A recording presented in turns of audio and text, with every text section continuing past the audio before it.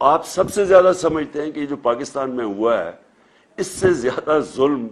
کسی قوم سے نہیں ہو سکتا کہ پہلے سازش کر کے ایک الیکٹڈ گورنمنٹ گراؤ، اور اچھا وہ گورنمنٹ گراؤ جس نے پاکستان جب سنبھالا تھا تو بینکرپٹ تھا، سب سے بڑا بیرونی خسارہ تھا پاکستان کا، جس کو کرنٹ اکاؤنٹ ڈیفیسٹ کہتے ہیں۔ کبھی پاکستان کی تاریخ میں اتنا بڑا بیرونی خسارہ نہیں ملا تھا، اور اس ملک کو جو بینکرپٹ ملک تھا جدھر ہمارے پاس ڈالرز ہی نہیں تھے، اور یعنی میرے لیے اتنا وہ شرمندگی کا وقت تھا کہ مجھے جا کے باہر کے ملکوں سے پیسے مانگنے پڑے، کیونکہ ہم بالکل بینکرپٹ تھے، ہاتھ پھیلانے پڑے، اور شرم آتی تھی کہ لوگوں سے ہم پیسے مانگ رہے ہیں، کیونکہ ہمارے پاس تو ریزروز ہی ختم ہو گیا تھا، ہمارے پاس تو ہفتے دو ہفتے کی امپورٹس کے لیے پیسہ ہی نہیں تھا، ہم ڈیفالٹ کرتے جا رہے تھے۔ تو وہ ملک ہمیں جب ملا، اور مجھے بڑا فخر ہے کہ اس کے باوجود کہ ہمارے دوسرے سال پہ کرونا نے ہٹ کیا پاکستان کو، کرونا وائرس نے، اور آپ کو سب کو پتا ہے انگلینڈ میں، یورپ میں کیا اس کا امپیکٹ پڑا ہے۔ آپ یہ سمجھیں کہ یہ ہمیں باتیں کرتے ہیں اہلیت کی، کہ پاکستان وہ ملک تھا جس دنیا میں ریکگنائز ہوتا ہے کہ سب سے بہترین طریقے سے ہم نے کرونا کو مینج کیا،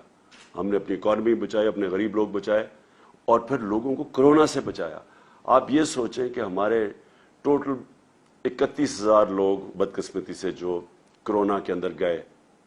ہندوستان میں جو لیٹسٹ ان کی اب جو فگرز ریوائز فگرز آ رہی ہیں، 50 لاکھ سے اوپر لوگ ان کے مرے، 55 لاکھ تک ان کے لوگ مرے، جو لیٹسٹ فگرز ابھی آ رہی ہیں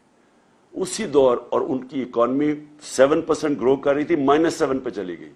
ہماری اکانومی تھی 0.2% پہ، اور ہم نے جس طرح کرونا ہینڈل کیا، ہماری تیسرے سال میں 5.6% گروتھ ریٹ تھی جو IMF نے لے کے آئے، تو 0.2 سے اوپر اکانومی بھی بچی، ہم نے اپنی انڈسٹری کو بوسٹ دیا، ہماری ریکارڈ ایکسپورٹس تھی، ہماری ریکارڈ ریمیٹنسز آپ کی وجہ سے، کیونکہ ہم نے کوشش پوری کی کہ اوورسیز پاکستانیوں کو انکریج کریں کہ بینکنگ چینل سے 31 ارب ڈالر کی پاکستان میں ریمیٹنسز آئیں، جو ریکارڈ ہے۔ ہمارا جو ڈیجیٹل روشن ڈیجیٹل پاکستان تھا، اس سے آپ نے اس کے ذریعے اٹریکٹ کیا ہم نے پیسے۔ ہماری ٹیکس کلیکشن پاکستان کی تاریخ کی ریکارڈ تھی۔ ہماری جو 5 فصلیں تھیں، اور خاص طور پر جو 4 بڑی فصلیں، اس میں پاکستان کی تاریخ میں ریکارڈ پروڈکشن ہوئی،